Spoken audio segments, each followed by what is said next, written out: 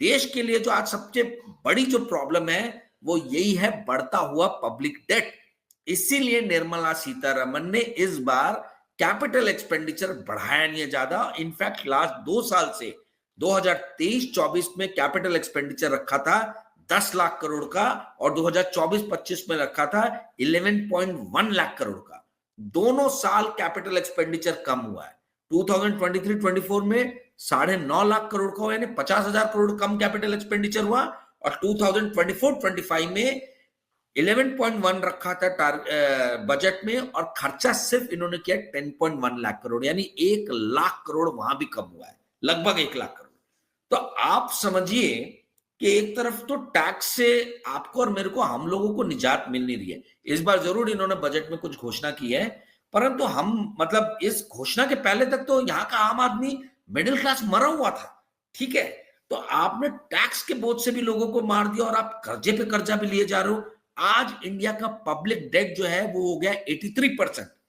जो FRBM act है, जो आपके दर्शकों के लिए बता दूं, fiscal responsibility budgetary management act जो है, ये 2008 में मनमोहन सिंह के टाइम में आया था।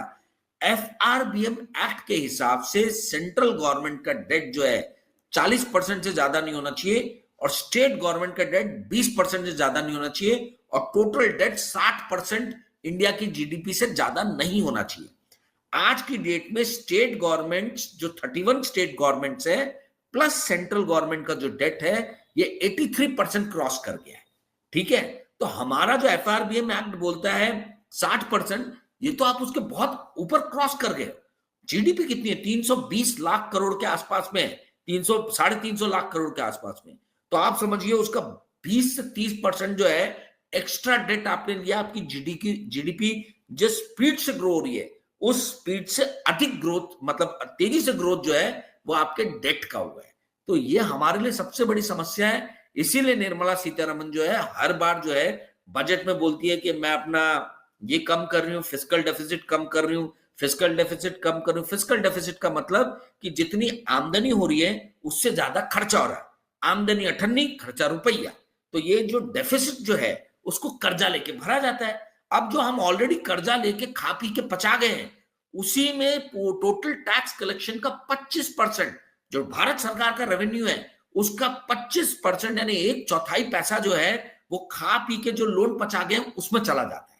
तो संजय जी, आर्थिक जो फाइनेंशियल सिचुएशन है अच्छी नहीं है, और जनता को छुपाया जाता है, जनता को फाइनेंशियल रिपोर्टर्स को ढंग से लिखने नहीं दिया जाता है, और सभी को स्टॉक मार्केट की चकाचौंध से जो है प्रभावित किया गया है। सबका जो है मेंटली जो है लोगों को जो है, मतलब आप समझ लीजिए हाईजैक कर लिया गया है, और उनको ये बताया जा रहा है कि स्टॉक मार्केट ऊपर गया मोदी जी के टाइम में तो देश ने बहुत तरक्की की।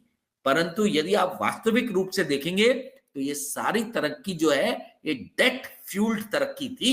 55 लाख करोड़ से 185 लाख करोड़ पे जो हमारा डेट चला गया, 3 गुना से ज्यादा हो गया है, ये बताता है कि देश जो है कितने विषम परिस्थिति में जा रहा है। जी संजय जी।